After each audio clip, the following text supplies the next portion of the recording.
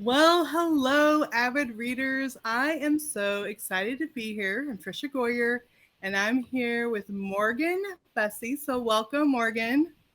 Hey, everybody. I am so glad you're here, and we're going to be talking about your new book, Blood Secrets, which I have it on Audible. You want to hold it up and show? Yep. Ta-da! So, Blood Secrets, and then before that was Secrets in the Mist. You want to hold that one up? Yep. We talked about that That one one too. last year. But before we talk about the books, because I have so many things I want to say about the books, but before we talk about the books, Morgan, why don't you just tell us a little bit about yourself?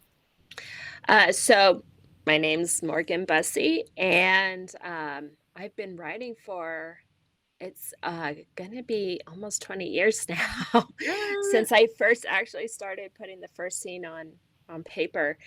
Um, I write Christian fantasy and science fiction and everything that's in between all of that. When I'm not writing, I have 4 kids. 2 of them are in college now. Um, and I have 2 high schoolers. Um, and then my husband is a pastor, so ministry takes up a lot of our Yeah. time.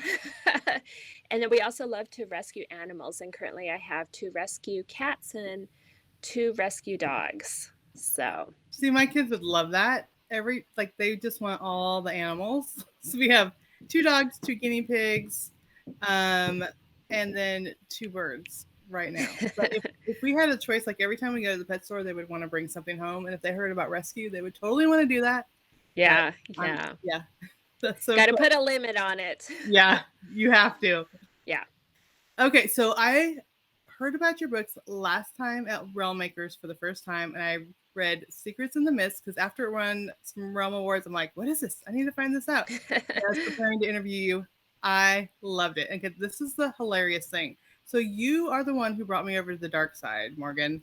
Because Ooh. I didn't read like science fiction and fantasy. I mean, like Frank Peretti or like James Ruart. Mhm. Those are just like tinges. I They're start just gateway. they're They're they're gateway. just like barely a tiptoe in. Yeah. And then I started reading it, and then I'm like, this is taking too long because I don't have time to sit and read very much. So then I got the audiobook and started listening, and I'm telling my family, there's this book, and there's these people called the Turn, and they're like zombies, and there's this mist, and my kids were like, where is our mother? And and I'm like, and then there's dirigibles and flying things and zippers flying through the sky, and like I'm talking about all these things, and they're just like, this is not our mom, because I'd read like Prairie Romance or any of these Yeah. things. And so then I told my husband, like, you need to read this book. And he's like, yeah, yeah, yeah. No, I'm like, really, you would like this book? So finally, I think it was one of our trips, he just listened to the whole book the whole time. And then when we were going to Realm Makers this last July, we're driving. He's like, is Morgan Busse going to be there? I'm like, yes, she is. It wasn't like, I don't know, it's Jim Rue. I mean, any Tosca Lee, like any of those things, is like, is Morgan going to be there? So Oh, that makes me feel I'm special. going to show everyone. This is our Oh, yeah. costumes. Yep, that's us. And the guy in the middle's my husband, Yeah, handsome guy. yeah. The guy in the middle is her husband, and we were dressed up Yep. last night at the Realm Makers. They have a banquet, and everyone dresses up. And the first year, I didn't know about this, and I just like was wearing a dress and whatever. Then I'm like, oh no, I'm doing this. And the kids are like, you're wearing a costume. Like, yes, I Yeah. am. It's fun. So it is super fun. I loved it, and I love your books. And I am currently listening to Blood Secrets, which is so great. So I'm just over here like totally raving about your books. But why don't you just explain a little bit about the series for people that maybe never have heard about them?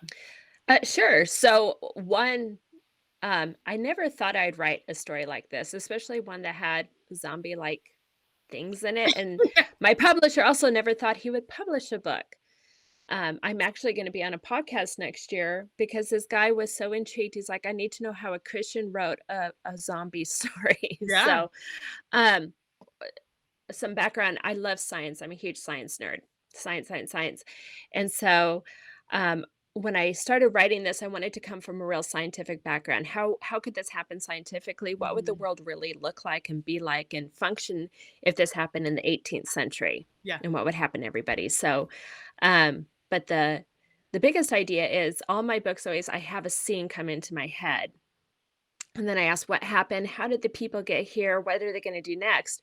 And so for this series, I had this idea of what if everyone had to live up on mountaintops or in airships or sky islands because there's a mist that covers the entire world that if you go into it, there are spores inside the mist that kill you and and then use your body to move around. So you basically like zombies.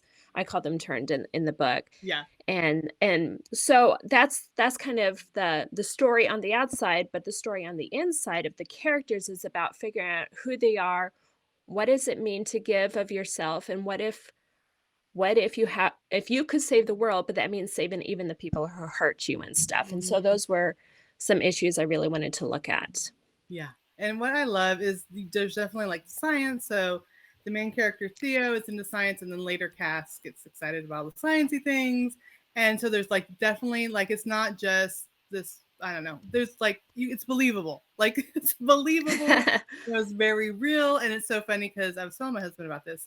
Oh, I know part of it he did not do finish on that trip because he was out for a walk in our neighborhood by himself at night, and it was foggy. Ooh. And listening to your book, and it was the part with the turn in the mist and the fog. And he said he got home like really fast. I'm like, wow, you really picked up your pace. And he said, yeah, because the turn were in the book. And I just kept looking over my shoulder.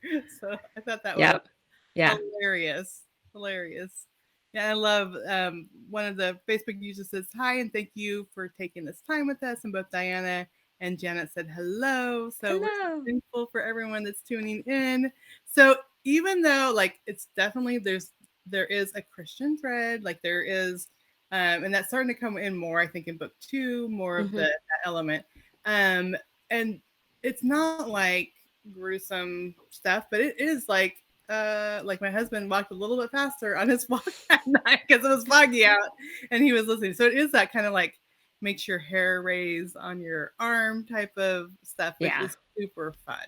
And so I think for people that like that and that really almost think like Christian fiction's only prairie romance or you know um cute little sweet love stories, like this is clean, but it's interesting. Like again, it'll have that little intrigue there. You got to figure out what's going on.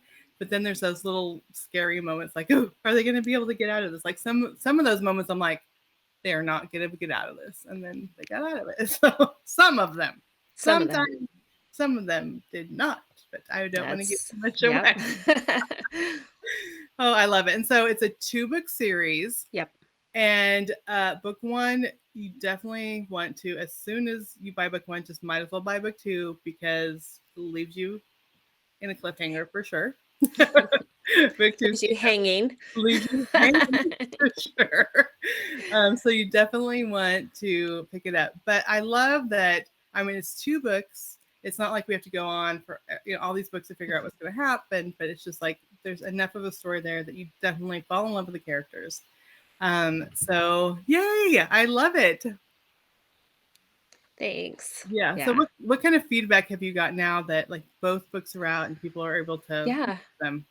Well, one, it's been a pretty popular series, Mhm. which is interesting since it's such a niche genre. Yeah. It not only is it Christian, but then it's science fiction, steampunk, and a little bit of that zombie horror thrown in. Yeah. But I've had a lot of people really enjoy it, and one quote, I don't know, it became kind of viral on Instagram. Even people who aren't Christians or I don't have any affiliation with were quoting it. It's the one where Captain Greasley Cass, the main character, is trying to figure out why, if there's God, why did he allow the world to be like this? Mm. And Greasley explains to her that, we really won't know. The world's broken. But he says every time it feels really out of control, all I have to do is look up and I see there's an order to everything. And he's talking about the sky and the stars and that someone's Mm. still in control. And I did not realize how much that quote, and especially because this started coming out at the tail end of the pandemic, and Yeah. I wrote this before the pandemic, Yeah. which is funny. But the release was after, just at the tail end of the pandemic, and I think people were still reeling from a changed world, and they really resonated with that quote. That is So so yeah, cool that people just like cling to that. It's a fictional character that is quoting this. Of course, it came from you. Like that. yeah, That is so cool that that really spoke to them and like gave them some hope with everything that's going on. And even now, I don't know if in your area, like everyone's sick. My family was sick last week. We had COVID in the house again. It's like it's almost that feeling like, are we ever going to get past this?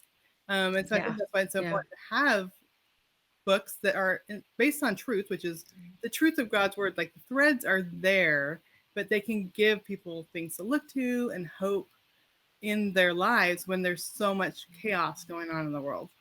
yeah, yeah. So I love this book. I cannot wait to finish this one. I have to finish working on one of my novels before I finish your book. But I'm enjoying it so much. So I'm excited. And I want to know, what else are you working on? So, I can't share yet the title just in case Okay. it changes and stuff, Yeah. but, so I'm calling it a Viking fantasy inspired series. So this one's gonna be a Ooh. 3-book series. I'm going back to the big old fat epic books because I'm already reaching I've been writing this book for about a year, and I'm already reaching 100,000 words, Yeah. and we're not done yet. Yeah. And, I think I can share the series name. It's called The Nordic Wars. So in Ooh. my very first series I ever wrote, the Follower the Word series, in the book, I said something about way back in history, there was something called the Nordic Wars. And now I'm actually writing about that. So it's a kind of like a prequel to the Uh-huh. Follower the Word, but you don't have to have read the series or anything. It just takes place in the same world. It's the history of this world. Um, so if you like Vikings, there's a lot of it's not like Vikings, Yeah. like on the ships and Yeah. stuff like that, but a lot of influence, a lot of um well, you just have to read it. I've been doing so I'm much going research to. and stuff. Me and my But husband are going to read it. it's really good. I will say this is probably the hardest book I have ever had to write Ooh. because I've never had an ongoing war Right. going on in 3 books. And you have to go, how do I write war? How do I write battles without it sounding like a history book, Right. being full of gore, Yeah. showing realistic fighting? And so, as it's as I was writing this book, in the back of my head, I'm going, okay, I'm going to teach a class on this someday because I'm Yeah. sure there's other people that are going to go, Yes. well, how did you do that? So, oh, thanks, because I learned a lot on how to write this that will be engaging to people, but also protect the readers who don't want to be dragged through a bloody battle. Yeah. So, as soon as you read the book, then I'll tell you all the tricks and trades I learned. Yes, for sure. And I think because it is when you're doing a 3-book series, So, it's that long vision that you have to have of the long. characters and the character arcs and all those things. And so I think it's so interesting. Why did that story rise up? When you have all the ideas, like why it's like, is this the one I'm going to work on next? Well, a lot of times what happens is I finish a story and then my agent's like, "Well, what ideas do you have?" And I usually give him a list of 4 to 5 and he's like, "Well, let's go with that one." Okay. And Yeah. then I start working on it. Yeah. I think the reason this one was the one we decided to go with was one, it this year was the 10th anniversary of the Follower the Word series, which Mm-hmm. was my very first fantasy series that I ever Mm-hmm. wrote. So it was a good way to finally tie in and come and bring people back to that world. Um, and just a little small snippet. Follow the Word is about a woman who, when she touches, people can see inside their soul. And it's a Mm-hmm. 3-book journey of her learning, why would God give you this ability? How terrible it would be that you would accidentally touch someone and then can see who they really are and Mm-hmm. stuff. So it's been interesting to come back into this world. And there was a lot of stuff I had forgotten. I had to reread the Yeah. books. But it's been fun too to revisit. Really was the series of my heart. I love So, that. I yeah. love that. Okay, Janet said, what were the names of those books? So that Um, so the very first series I ever wrote, the series is called follower of the word. The first book is called Daughter of Light. Okay, Daughter of Light is the first one. And So what are the other two? the books I'm working on now Okay. will have a tie to this series. Okay. So you'll just understand more of the world if you've read that series. Very cool. I love that. And I love that that's the cool thing about fantasy writers is you are creating a world. Like Mhm. you get to figure out what things are like and material matter and magic and all the different things.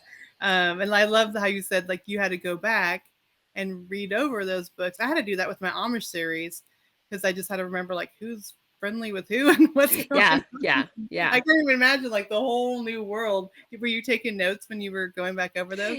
Yeah, so I had to expand on the map because now we're in a part of the map that I never it's the one country we never talked about in that Oh, okay. series. So I got to reinvent a map. I had to go back and read about the race of beings that can do this kind of stuff. And I went, oh, I forgot they could do that too. I got to remember all this because I know my fans are going to go, why did she put that in there? Yeah, So, I but love that. the fun thing is, this is the first time I'm ever writing about a character who has no special ability whatsoever, none whatsoever. Mm, And she's just an ordinary girl.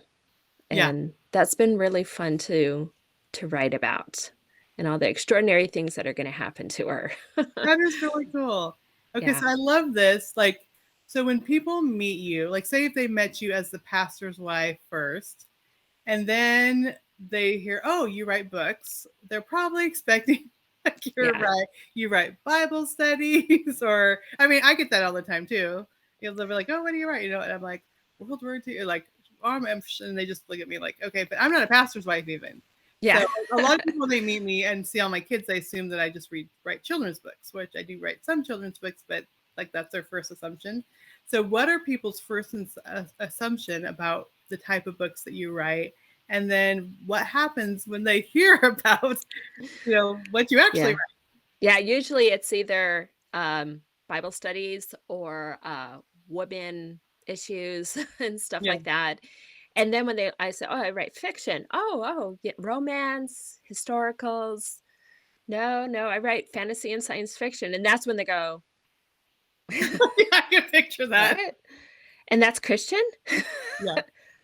But, and then my husband will come over and he's so cute. He gets out his iPad and he's like, "Yes, yes, I gotta show you her books. They're so awesome." And it's almost like they're his other children. Yeah.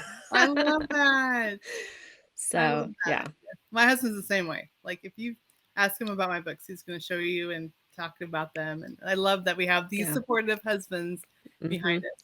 And Yep. what I love is that God just gives us these unique abilities and gifts and desires and interests, and yet our worldview is going to come out in these books. Like Mhm. our worldview, the messages of our hearts, like you can tell the messages that come out. And even if there's books that aren't written by Christians that are clean, it still doesn't have often the same heart or messages that come Mhm. through. They may not have any curse words or no sex scenes, but it's just like that heart of it or soul of it is missing.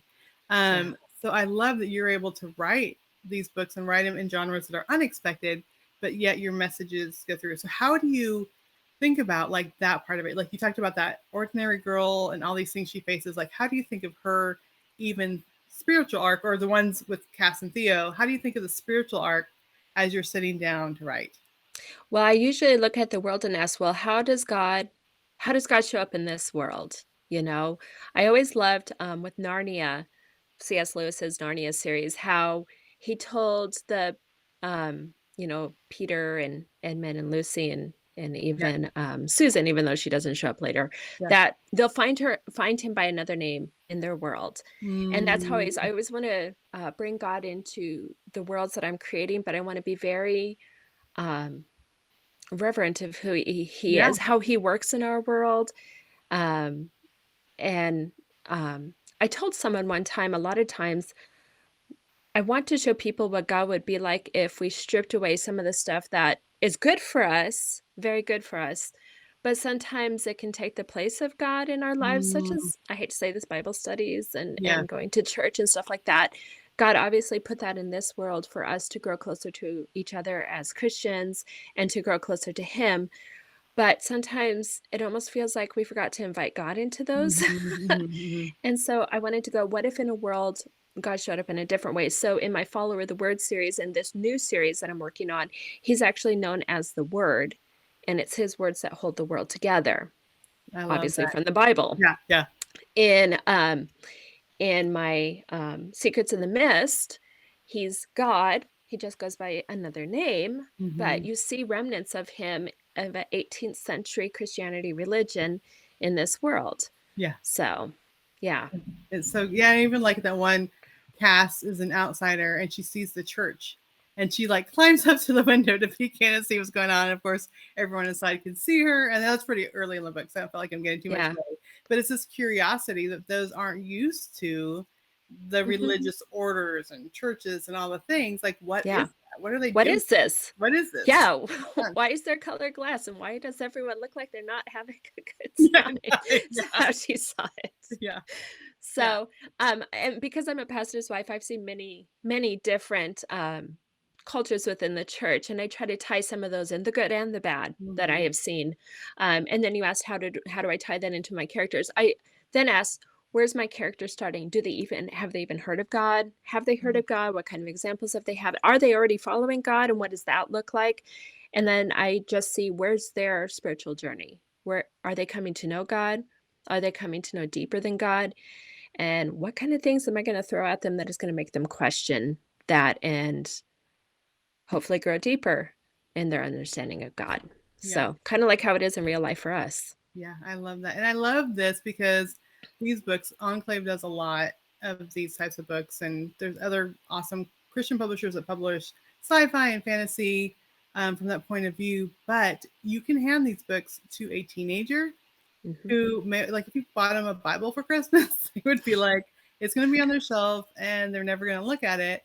But these types of books, the message is there, and they may not even know the messages that are getting into their heart, like that quote that you mentioned, that are mhm. just pages of an exciting novel. So if you have someone in your life, you viewers out there, and they're like, oh yeah, they'd never read a Bible study or pick up a Bible or watch a Christian movie, that you could hand them this book. I guarantee it. They're gonna be like, what, zombies or zombie like that turned, they're gonna be enthralled with the story, and then the message is gonna be there. And I think that's the Mhm. wonderful thing when Christian writers write in these different genres. It's like God is using that. Like, there's God put that on your heart. It's not like, oh, I don't know, Morgan, this is like stepping into waters that we don't want to go into. But no, God Yeah, in your heart to write these stories that we can draw other people that may not even think of these questions closer to him. So I love that you're doing that. yeah. Yeah, I see it as a way of, like you said, people who might or normally open a book, like, years ago when, The Walking Dead was really Mhm. big, and it was just too gory and stuff for me. But I remember thinking how what if we could write a story like that, but then we show what would it be like a Christian living in a world like Yeah. that? Those are the kind of stories I wanna write. I go, "Well, what if? What would it be like if we threw Christianity in a different time or in Star Wars or in Star Trek or in, um, Lord of the Rings?" Although it's already there. Yeah. Yeah. I love J.R. Absolutely. Tolkien. Yeah. But those are the questions I ask, and it's not that I'm trying to take someone else's idea, but I'm going, um, I am just I always imagine, and I'm like, "What would that be like, and how would you act, and how would you live, and how would you interact with the people in your world?" So, yeah. Yeah. And that those truths can speak to our hearts even when, like, we, like, they don't know. Like, the truth is still there. I was thinking of, we just read for homeschool The Magician's Nephew, and in it there's a scene where Aslan asks Fledge, or asks Strawberry the horse, if he wanted to turn into Fledge, a flying horse. And they're like, why are you asking him? Of course. And like the whole thing about his transformation, like he had to accept the Mhm. transformation. And I'm like, oh my God, I'm like getting teared up. And my kids are kind of looking at me like, I'm like, this is so beautiful. Like, we have to accept what God offers. Like, he's just not going to transform us. We have to accept it. And then you see this transformation when he becomes this old, tired horse that pulled a cabbie to this beautiful thing with wings. And it was just like so beautiful, and my kids were just looking like it totally went over their head. But Yeah. I think Yeah. God can, because they're young, but God can use those messages and speak those truths into our hearts, even if we don't even fully understand them yet. Mhm. Yeah. Yeah. Yeah. I love this. Amanda said that when I was a branch manager at a public library, patrons would check out Christian books that captured their attention, and I saw it as a way of sharing God in a new way. So, Yep. Yep. so I love that. Okay, so this book that you're working on, you can't give us the title yet. When No. is it supposed to be out? Well, I turn it in next year, and there's Okay. always a year between turning it in Yeah. and it coming out. So it's not coming out till 2024. Yeah. So it's the first time I've had a year gap between any of my books. Hmm. I know people are sad, but I really, really wanted enough time to build this world again and Yeah. build this story and build these characters. And So writing takes time. I mhm, always it think it's yes. going to go faster. Then I get to the end, I'm like, oh my goodness, this is so much work. Lots of work. Yeah. I always am like a optimist about, oh yeah, this will be easy. Then I'm like, oh, my rear is getting tired for sitting in Yeah, this chair. yes, yeah. But the good From news sitting too is long. that if people haven't read your other books yet, while they're waiting for your new series to come out, they could read the Secrets of the Mist and Blood Secrets, and then they could go back to that other series that you just talked about, and we have stuff to read before then. Yep, So yep, yep. it'll be I have good. a backlist. Yeah, it'll be good. Awesome. So then are the books so I guess that's 24, right? 24 when this next one's going to come Mhm. out. Is it going to be like 24, 25, and 26? Okay. Yep, yep. I try not to go more than and so far I've been able to do that. I never wanna go more than a year Mm-hmm. because I know what it's like waiting, and I don't Mm-hmm. like that, and I don't want people also to forget. And this is gonna Yeah. sound really weird, because you never know when you're gonna finally, go to be with Jesus. But I'm always worried that I'm gonna leave my readers hanging if I don't finish the I series. gotta get these done. Awesome. Okay, so Amanda asked, what ages do you recommend these books for teen or middle school? That's a great question, Yeah. Amanda. So it depends on where your kids' reading level is. I would say teen and up, but if your 13-year-old is reading more mature, and I don't Mhm. mean mature material, but more of an understanding of the world and stuff like that. That I know 12 and 13-year-olds who read. I would recommend more of like the Secrets in the Mist story Mhm. and maybe Mark of the Raven. It starts off kind of like she's 18, but ages up. The Mhm. other ones are more on par with if you know any fantasy authors like Terry Brooks and Terry Goodkind, except Christian. Yeah, yeah, So those are more your epic, big world, lots of yeah, characters kind of yeah, books. So yeah. So for Secrets of the Mist and Blood Secrets, I wouldn't have any problem with my 12-year-old at all. Like 11, 12-year-olds, they would, I mean, there's so much stuff on TV, even cartoons. Like there's the heebie-jeebie things, but there's nothing in there that's going to be like too graphic at all. At all. nope. Yeah. And I'll definitely be steering them towards a thoughts towards God and Mhm. science and ethics and Yeah. our responsibility as human beings in helping our fellow man. So Exactly. Especially in Secrets of the Mist and Blood Secrets, the ethics thing yeah, is like huge. It really, I'm like, good job. Like, there's a lot. There's action, intrigue. Let's talk about ethics and science and zombies. yep, So yeah, I love that. I love that. I love that you're able to create the world and then just sweep us away. And these conversations are happening, but it's not like insert ethics yeah, conversation here. It's exactly, yeah. like what's happening around them. This is an ethic question of what's going Mhm. on. So, so good. Okay. So, Morgan, for those who want to connect with you online and find out more about your books or order your books, where can they go to get all that information? The best place is my website, which is my name, www.morganlbusse.com. It talks about me and my books, and I also I don't blog as often, but if you're curious about me, you can find out a whole lot of stuff about me. Yeah. Other places, I'm usually on the big social media places: Instagram, Facebook. I do Twitter a little bit. So those are the best places if you just want to connect on a more personal level. And then, of course, if you go to my website, I also have a newsletter. All I do is I send it out when I have news to share. Yeah. So, Awesome. That yeah. sounds good. Well, Morgan, thank you so much for being here. We are fans of your books. So Thank you for having Yeah, me. Thank thank you you. for writing great books.